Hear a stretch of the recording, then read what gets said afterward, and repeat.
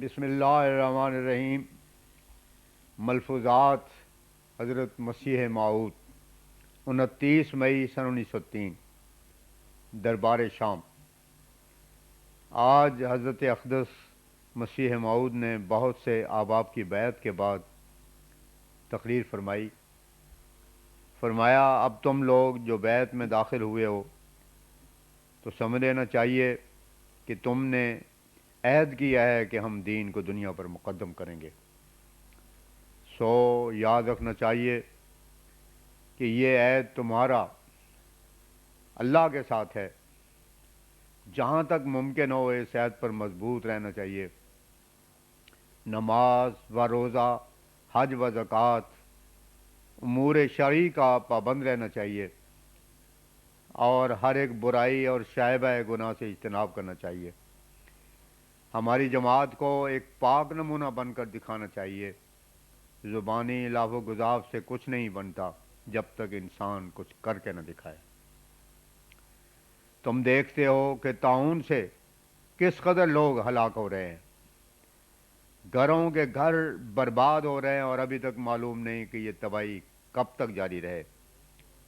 طاعون لوگوں کی بدعمالی کے سبب غضب الہی کی صورت میں بھیجی جاتی ہے۔ یہ بھی ایک طرح کی رسول ہے جو اس کام کو کر رہی ہے۔ ہزاروں ہیں جو اپنے سامنے ہلاک شدہ لوگوں کے پشتے پر پشتے دیکھتے ہیں۔ خاندان کے خاندان تباہ ہو گئے، ہزاروں لاکھوں بچے بے پدر، لاکھوں خاندان بے ٹھکانہ ہو گئے۔ یہاں یہ پڑی ہے، بے نام و نشان اس جگہ کر دیا۔ بعض گھروں میں کیا، محلوں اور گاؤں میں کوئی آباد ہونے والا نہیں رہا۔ انسان سے گزر کر حیوانوں کو تباہ کیا۔ گویا یہ بات کہ انسان کے گناہ سے تمام زمین لعنتی ہو گئی۔ اب گویا اہل زمین، کیا چرند اور کیا پرند، انسان کے بدکاری کے بدلے پکڑے جا رہے ہیں۔ لوگوں میں باوجود اس کے کہ سخت سے سخت عذاب میں مبتلا ہیں، مگر ویسے ہی رعونت و کبر سے مخمور پھرتے ہیں۔ موت کا خوف دل سے اٹھ گیا ہے، اللہ تعالیٰ کی عزت کا پاس دل میں نہیں رہا۔ عوام تو عوام، خواص کا یہ حال ہے کہ دنیا پرستی میں سخت جکڑے ہوئے ہیں۔ خدا کا نام فقط زبان پر ہی ہے، اندرونہ بالکل اللہ تعالیٰ کی محبت و خشیت سے خالی ہے۔ پاک باطن اور پاک روح والے جو لوگ ہوتے ہیں وہ ان باتوں سے ہزاروں کو دور ہوتے ہیں۔ ملا لوگ دین کے تھم ہیں، جب وہی ایسے ہوئے تو دنیا کا کیا حال۔ ایک زہرناک کیڑا ان کے دلوں کو کھا گیا ہے۔ ہر ایک شخص کو دیکھ لو کہ بہت سا حصہ دنیا کا اس کے اندر بھرا ہے۔ ضرورت پر مقدموں میں جھوٹے گواہ بناتے ہیں، خود جھوٹ بولتے ہیں کہ کسی نہ کسی طرح ہم کامیاب ہو جائیں۔ ہر پہلو میں دیکھ لو، دنیا پرستی نے ہلاک کر دیا ہے۔ فرمایا، مسیح کے وفات کا کیا معاملہ تھا؟ اللہ تعالیٰ فرماتا ہے کہ فلما توفیتنی، المائدہ آیت 118۔ بخاری میں متوفی کا کے معنی صاف رسول اللہ صلی اللہ علیہ وسلم کی زبانی ممیتوں کا آیا ہے۔ حدیث کے فرمودہ کے مطابق 14ویں صدی کے سر پر مجدد آیا، مگر انہیں قبول نہ کیا۔ ہزاروں طرح کے ہیلے دنیا نے کیے، طرح طرح کی شرارتیں، منصوبے تجویز کیے، مگر اللہ تعالیٰ کا جیسے کہ وعدہ تھا اپنے زور آور حملوں سے سچائی ظاہر کرتا رہا۔ عیسائی لوگ زہرناک کیڑے کی طرح اسلام کے درخت کی جڑ کو کاٹ رہے ہیں۔ فرمایا، عیسائیوں کی لگاتار یہ کوشش ہے کہ کسی طرح اسلام کا نام زمین سے مٹ جاوے، اور اب خدا تعالیٰ چاہتا ہے کہ عصر نو اسلام کو زندہ کرے۔ سابقہ کتب میں ان باتوں کا ذکر تھا کہ مسلمانوں کے ایک زحمت اندرونی ہوگی، ایمان اٹھ جاوے گا، دنیا کے کیڑے ہو جائیں گے۔ جو محبت خدا سے چاہیے وہ دنیا سے کریں گے۔ دوستی، محبت، میل ملاپ سب دنیا کے واسطے ہوگا۔ دوسری بلا اور آفت یہ ہوگی کہ ایک انسان کی پرستار عیسائی قوم ان کو گمراہ کرنے پر کمر بستہ ہوگی۔ سو تم دیکھتے ہو کہ انہوں نے مکر کا جال کیسا پھیلایا ہے۔ شہر بشہر ان کے پادری موجود ہیں، عورتیں ہر جگہ پھرتی ہیں، گاؤں میں چھاؤنیاں ڈالی ہوئی ہیں۔ ان کا ارادہ ہے کہ ایک مسلمان بھی دنیا میں نہ رہے۔ من گڑت باتیں بنا کر حضرت صلی اللہ علیہ وسلم کی بے ادبیاں کرتے ہیں، اور رات دن اس کوشش میں ہیں کہ کہ حضرت صلی اللہ علیہ وسلم سے مسلمانوں کے دل بیزار ہوں، حال کے مسلمان جن کی مت ماری گئی ہے بدقسمتی سے اندھے ہو گئے ہیں، وہی بات کرتے ہیں کہ اسلام کو فائدہ نہ پہنچے اور عیسائیوں کو پہنچے۔ حضرت صلی اللہ علیہ وسلم کی عمر 63 برس کہتے ہیں اور مسیح کو قیامت تک زندہ مانتے ہیں۔ پھر یہ کہ آخری زمانے میں وہی آئے گا، حکم اور قاضی بھی وہی ہوگا۔ دوسری بات یہ مانتے ہیں کہ وہ خالق بھی ہے، جانور اس نے بنائے، مردہ اس سے زندہ ہو گئے۔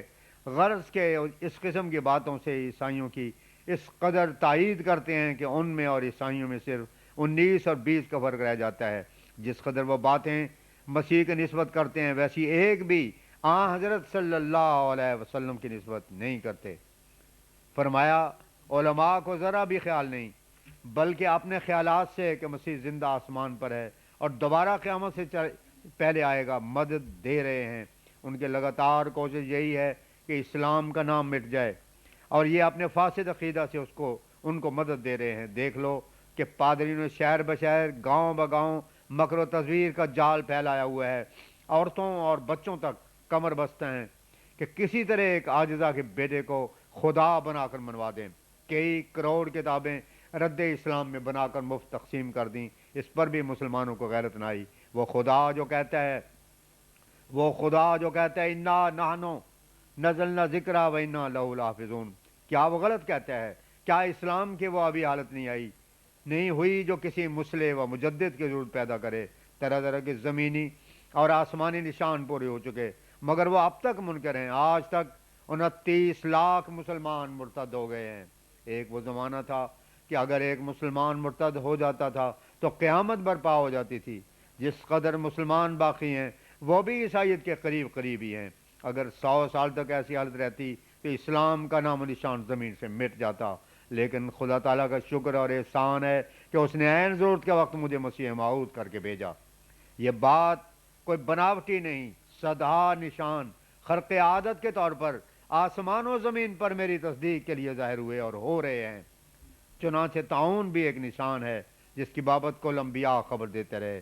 چنانچہ قرآن شریف میں لکھا ہے من قریۃ الا نحن مہلکوہا قبل یوم القیامت او معذبوہا، بنی اسرائیل آیت 59۔ کوئی بستی اور کوئی گاؤں ایسا نہ ہوگا کہ جسے ہم قیامت سے پہلے خطرناک عذاب میں مبتلا نہ کر دیں گے یا ہلاک نہ کر دیں گے۔ غرض کہ یہ منظر نشان ہے۔ کسوف و خسوف کا نشان لوگوں نے ہنستے ہوئے دیکھا اور طاعون کا نشان روتے ہوئے۔ بعض نادان اعتراض کرتے ہیں کہ تمہارے آدمی کیوں مرتے ہیں؟ ان نادانوں کو اتنا معلوم نہیں کہ حضرت صلی اللہ علیہ وسلم کے وقت میں بھی جب لوگ عذاب کا معجزہ مانگتے تھے تو ان کو تلوار کا معجزہ ملا، اور یہ بھی ایک قسم کا عذاب تھا۔ چنانچہ کئی صحابہ بھی تلوار سے شہید ہوئے، مگر کیا ابو بکر و عمر جیسے بھی ہلاک ہوئے؟ اللہ تعالیٰ نے جس انسان کے دماغ یا ہاتھ سے کوئی اپنا کام لینا تھا وہ تو بچ ہی رہے، اور بالمقابل جتنے رئیس کفار تھے ان سب کا ٹھکانہ جہنم ہوا، اور ان کے صغیر و کبیر سب کے سب ہلاک ہو گئے۔ اگر ایک شخص کا ایک پیسہ چوری ہو گیا ہے اور دوسرے کا تمام گھر بار لوٹا گیا ہے، تو کیا وہ آدمی جس کا تمام گھر بار لوٹا گیا پیسے والے کو کہہ سکتا ہے کہ تم اور میں برابر ہیں؟ بھلا سوچو تو صحیح، اگر 70 برس تک ہمارا کوئی آدمی ہلاک نہ ہو تو ایسا کوئی آدمی ہے جو ہمارے سلسلے میں داخل ہونے سے رکا رہے؟ مگر اللہ تعالیٰ کو یہ امر منظور نہیں ہے، اور نہ کبھی ایسا ہوا۔ ایمان کی حالت ہی کا پوشیدہ ہونا ضروری ہے۔ جب تک ہماری جماعت تقوی اختیار نہ کرے نجات نہیں پا سکتی۔ خدا تعالیٰ اپنی حفاظت میں نہ لے گا۔ یہی سبب ہے کہ بعض ان صحابہ میں سے جن سے بڑے بڑے کام لینے تھے وہ سب سخت سے سخت خطروں میں بھی بچائے گئے۔ دوسروں کو خدا تعالیٰ نے جلد اٹھا کر بہشت میں داخل کیا۔ جاہل کو حقیقت معلوم نہیں ہوتی، جو بات منہ میں آئی کہہ دی۔ ہر ایک نبی کے ساتھ ایسا ہوتا رہا ہے، جہاں کفار مرتے تھے وہاں اصحاب میں سے بھی کوئی نہ کوئی مر جاتا تھا۔ اگر خدا تعالیٰ خلق والے نشان مثلا سوٹے کا سام کر دے تو نیک و بد میں فرق کیا رہے گا؟ تمام یورپ و امریکہ اسلام میں داخل ہو جائیں گے، مگر خدا تعالیٰ نے ہمیشہ امتیاز رکھا ہے۔ صحابہ کرام کو خدا تعالیٰ نے توحید پھیلانے کے لیے پیدا کیا اور انہوں نے توحید پھیلائی۔ اب بھی خدا تعالیٰ کا ارادہ ہے کہ توحید پھیلے۔ جو آوے گا وہ خدا تعالیٰ کی رحمت سے محروم نہ رہے گا، مگر چاہیے کہ اپنے وجود کو مفید بناوے۔ اللہ تعالیٰ خود ان کی حفاظت کرے گا۔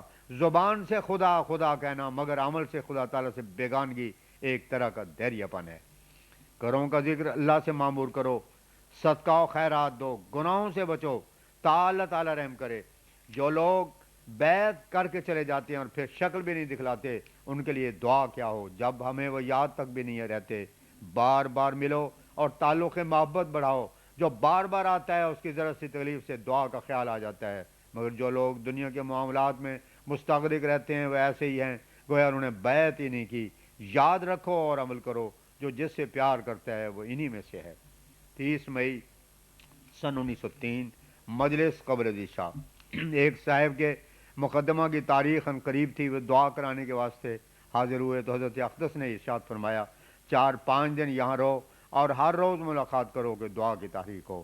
یہ خیال نہ کرو کہ پیچھے نقصان ہوگا، سب کچھ خدا کرتا ہے، اسباب پر نظر نہ رکھو۔ ہم یہ نہیں کہتے کہ رعایت اسباب ہی چھوڑ دو، بلکہ یہ کہ یہ خیال نہ کرو کہ فلاں بات ہو تو ہی یہ ہوگا، جیسے کہ روٹی کھانی، پانی پینا منع نہیں ہے، مگر اس پر یہ بھروسہ کرنا کہ اس سے زندگی ہے یہ منع ہے۔ کئی آدمی روٹی کھاتے ہیں، ادھر درد ہوا اور جان گئی، پانی پیا اور حیضہ سے مر گئے، ان پر بھروسہ کرنا یہ شرک ہے۔ اسباب وہی بہم پہنچاتا ہے۔